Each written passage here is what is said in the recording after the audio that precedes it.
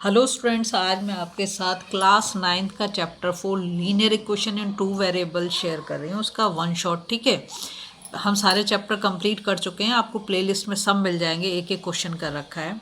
अब समझो, पहले तो लीनियर इक्वेशन किसको बोलते हैं, इसे यहाँ लिखा है लीनियर इक्वेशन इन टू वेरिएबल्स। ठीक है, अभी तक जो आप पढ़ते आए हो इससे पहली वाली क्लास में वो आपने पढ़ा था linear equation in one variable. अगर हम बात करें linear equation in one variable, तो मतलब एक ही वेरिएबल होगा। मैं आपको समझाती हूँ। जैसे मैंने लिखा 5x + 2 = 9 मैंने लिख दिया। ठीक है, तो यहाँ पर जो हमारा वेरिएबल क्या हमारा एक ही है, x। एक ही वेरिएबल दे रखा है, इसकी वैल्यू वेरी कर सकते हैं, इसलिए हम वेरिएबल बोल देते हैं। दूसरा कहता है लीनियर। लीनियर का मतलब क्या है कि पावर 1 होनी चाहिए, सिर्फ 1 से ज़्यादा पावर नहीं। हाईएस्ट पावर कितनी होनी चाहिए, 1। लीनियर का मतलब है ये। पहली चीज़ क्लियर हो गई। लेकिन अब जो हमें पढ़ना है, लीनियर इक्वेशन इन टू वेरिएबल। कितने? 2 वेरिएबल। तो एक वेरिएबल हमारा x होगा और एक वेरिएबल हमारा y होगा। दो वेरिएबल लेंगे। ठीक है, फिर दूसरी बात आती है कि उसको हम लिखेंगे कैसे, उसका स्टैंडर्ड फॉर्म क्या होगी या जनरल फॉर्म क्या होगी। तो वो होती है ax + by + c = 0। ठीक है, ax + by + c = 0, ये उसकी स्टैंडर्ड फॉर्म है। यहाँ पर हमें 2 वेरिएबल दिख रहे हैं, x भी दिखाई दे रहा है और एक y भी दिखा रहा है। तो फिर ABC क्या है? ABC रियल नंबर है। ABC क्या है? Real number. और AB जो है, दोनों कभी भी 0 नहीं हो सकता। क्यों नहीं हो सकता? अगर हम A 0 कर देंगे और x के साथ मल्टीप्लाई करेंगे तो x फिर हमारा 0 हो जाएगा, तो फिर एक ही वेरिएबल बचा हमारे पास, है ना। अगर ये जो है B को अगर हम इसको 0 कर दें और फिर हम b के साथ मल्टीप्लाई करें तो ये 0 हो गया, फिर हमारे पास एक ही वेरिएबल। तो हमें क्या करना है, हमें करना है लीनियर इक्वेशन इन टू वेरिएबल्स। तो हमें x और y दोनों चाहिए पहली चीज़ के लिए। ठीक है, अब यहाँ पे ध्यान देंगे, ए बी सी क्या है, हमारे रियल नंबर्स हैं और ए बी दोनों जो कभी भी 0 नहीं हो सकते। सी हो सकता है, ए बी नहीं हो सकते। ठीक है, इनकी हाईएस्ट पावर कितनी है, 1, इसलिए हम इसको बोल रहे हैं लीनियर।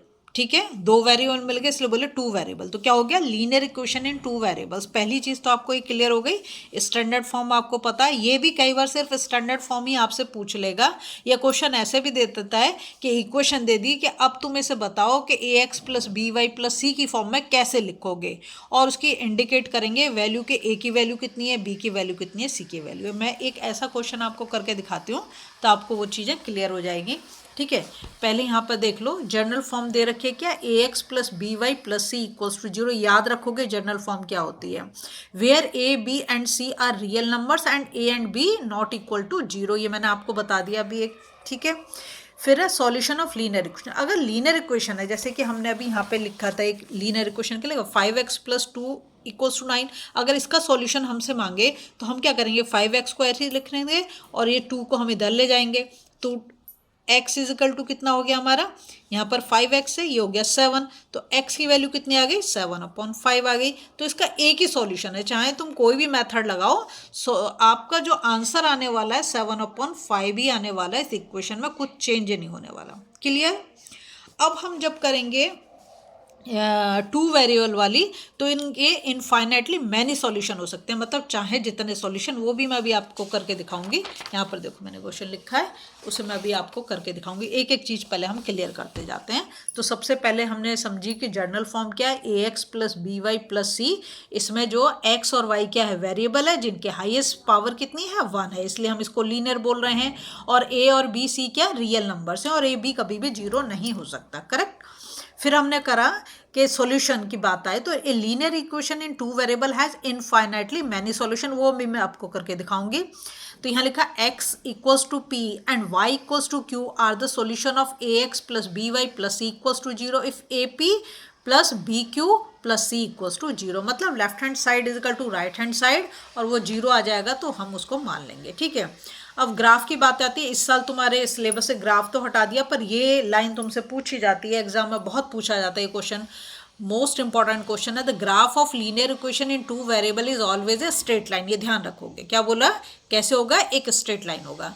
अब the graph of a linear equation of form y is equal to k x और k is not equal to zero, क्योंकि अगर k जीरो हो गया तो x अपने आप जीरो हो गया है ना, उसको जीरो कर देगा और y भी फिर क्या हो जाएगा, is a line which always passes through origin. Origin के क्या होते हैं, कल ही तुम्हें बताया था, जीरो जीरो। ठीक है, अब हम आते हैं अपना कॉन्सेप्ट को चेक करने के लिए। यहाँ लिखा है write the following linear equation in form a x plus B Y plus C equals to zero and indicate the values of a b and c in each case. अब देखो ये हमें इक्वेशन दे रखे, ठीक है, इक्वेशन क्यों बोल रहे, क्योंकि इसमें इक्वल साइन आ रहा है इसलिए हम इसे इक्वेशन बोल रहे हैं। पहले हम इसे करेंगे किसमें, देखो ए की वैल्यू, देखो ए की वैल्यू क्या, एक्स से पहले क्या है, एक्स से पहले ए है ना, ये हमारी इक्वेशन में लिख देती हूँ A x plus B Y plus C equals to zero, ये हमारा जनरल फॉर्म है। अब यहाँ पर a मतलब x से पहले जो है तो वो कितना है, 3/2 है ना।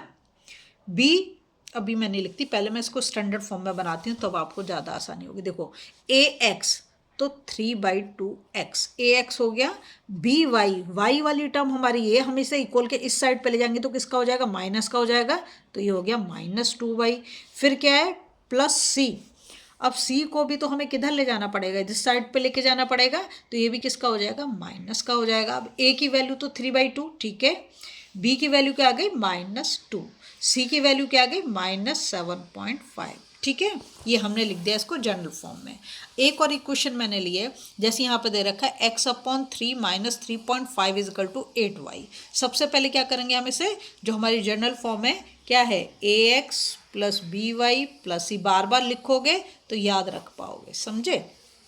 तो हमारा ax कितना हो गया, a है हमारा 1/3, ठीक है, x ये हो गया, plus B Y, Y 8y को हम इधर ले जाएंगे, राइट हैंड साइड से लेफ्ट हैंड साइड पे ले जाएंगे तो किसका हो जाएगा, माइनस का हो जाएगा, तो इसको मैं माइनस का लिखूंगी, -8y, ठीक है। और ये तो ऑलरेडी इस साइड पे ही है तो ये -3.5, ये क्या हमारा c। तो a की वैल्यू कितनी हो गई, 1/3, b की वैल्यू कितनी हो गई, -8, और c की वैल्यू कितनी हो गई, -3.5। ये आपको समझ में आ गया। अब हम चलते हैं, जो हमने कहा था कि उसके कितने सॉल्यूशन होंगे, इनफाइनाइटली मैनी सॉल्यूशंस होंगे। चलो अब करते हैं, देखो यहाँ लिखा है 2x - y + 3 इक्वल्स टू 0, ये तो हमें दे दी क्या, इक्वेशन दे दी। अब ये देखो फिट बैठ रही कि नहीं बैठ रही, ax + by + c equals to 0। तो a क्या हो गया, 2 हो गया, y के आगे कोई नंबर नहीं है तो -1 हो गया, ठीक है, और c क्या हो गया, +3 हो गया। अब हम x की वैल्यू जो है अपने मन से मान लेंगे कुछ भी, लेट सपोज, जैसे हम उसमें तो हम निकाल पाते, हमने लिख लिया यहाँ पर x की वैल्यू 1 मानी मैंने, ठीक है। तो हम क्या करेंगे, 2 और x की वैल्यू 1 मानी तो x की जगह पे 1 लगाया, -y + 3 इक्वल्स टू 0। तो 2 को 1 से मल्टीप्लाई करा, 2 -y + 3 इक्वल्स टू 0। हमें तो y की वैल्यू निकालनी, तो y को मैं इधर ले जाती हूँ जिससे पॉजिटिव हो जाएगा, और ये 2 पॉजिटिव है, 3 भी पॉजिटिव है, और y को इधर ले गए तो ये पॉजिटिव हो गया, तो y की वैल्यू कितनी आ गई, 5। तो x मैंने अपने मन से माना, लेट सपोज कर दिया, तो y मेरा 5 आ गया, ठीक है। अब क्या करती हूँ मैं, x को -1 मान लेती हूँ। अब मैं दूसरा सॉल्यूशन निकालूं, एक सॉल्यूशन हमारा आ गया, एक सॉल्यूशन क्या हो गया, x = 1 और y = 5। दूसरा सॉल्यूशन जो मैंने कर रही हूँ उसमें मैंने x को 1 मान लिया, x को 1 मान लिया, तो हमारी इक्वेशन क्या है, 2x - y + 3 equals to 0। 2x की जगह पे मैंने -1 लगाया, -y + 3 इक्वल्स टू 0, -2 हो जाएगा, -y + 3 इक्वल्स टू 0। अब मैं क्या कर रही हूँ, y को इधर ले जाती हूँ जिससे पॉजिटिव हो जाएगा, और नंबर को नंबर के साथ कर देती हूँ, है ना। तो 3 से 2 माइनस किया तो कितना आ गया, 1, किसका आ गया, प्लस का, y। तो हमारा y की वैल्यू कितनी आ गई, 1 आ गई, तो ये हमने यहाँ पे लिख दी y। तो अब दूसरा सॉल्यूशन हमारा क्या हो गया, एक सॉल्यूशन हुआ हमारा 1 और 5, दूसरा जो हमारा सॉल्यूशन हुआ हो गया -1 एंड, ठीक है। चलो इस बार हम y को मान लेते हैं, क्या करते हैं, y की वैल्यू मान लेते हैं, और मैं y की वैल्यू जो है 2 मान रही हूँ, y की वैल्यू मैंने 2 ले ली। तो देखो अब हम क्या करेंगे, यहाँ पर हमने पहले इक्वेशन लिखी 2x - y + 3 इक्वल्स टू 0। इस बार मैंने क्योंकि y की वैल्यू मानी है तो y की जगह पे मैं क्या लगा दूंगी, 2, क्योंकि y की वैल्यू हमने 2 मानी है, +3 इक्वल्स टू 0। 2x -2 + 3 = 0। अब हम क्या करेंगे, ये तो पॉजिटिव है तो नंबर को मैं इस साइड पे ले जाती हूँ। 2x = ये 2 को इधर ले गई तो प्लस का हो गया, 3 को इधर ले गई तो माइनस का हो गया। 2x = -1, तो x की वैल्यू कितनी आ गई, -1। ये यहाँ पे मल्टीप्लिकेशन में तो दूसरी साइड जाएगा तो डिवीजन में, तो x की वैल्यू कितनी निकाल दी हमने, -1/2। तो अब इसका सॉल्यूशन क्या हो गया, -1/2 और 2। देखो 3 सॉल्यूशन है, और हम चाहे 4, 5, 6 इनफाइनाइटली मैनी सॉल्यूशन हो सकते हैं। तो ये मैंने प्रूव करके दे दिया आपको। ये देखो, the equation ax + by + c = 0 has infinitely many. जब भी पूछे आपसे कि अगर लीनियर इक्वेशन इन 2 वेरिएबल्स हैं तो कितने सॉल्यूशन पॉसिबल हैं, तो इनफाइनाइटली मैनी सॉल्यूशन, और ये मैंने आपको करके दिखा दिया। तीसरी चीज याद रखेंगे, the graph of A equation ax + by + c = 0 is a straight line. ये आपको बनाने के लिए नहीं आएगा क्योंकि सिलेबस से हटा दिया है, लेकिन ये क्वेश्चन जरूर पूछा जाता है। दूसरी चीज ये याद रखेंगे, एमसीक्यू में बहुत हेल्प करेगी आपको, the equation of x axis is y = 0। अगर वो x एक्सिस पे बोल रहा है तो y 0 हो जाएगा, अगर वो बोला the equation of y axis तो फिर x 0 हो जाएगा। जिसका नाम ले रहा है वो ही रहेगा, ठीक है। दूसरा वाला क्या हो जाएगा, 0 हो जाएगा। अगर x एक्सिस बोलते तो y 0 और y एक्सिस बोलते तो x 0। ये आपको ध्यान रखना है। अगर आपको वीडियो पसंद आ रही है ना, प्लीज़ लाइक शेयर सब्सक्राइब कर दें, और आपको सब जो है उसमें मिल जाएगा प्लेलिस्ट में।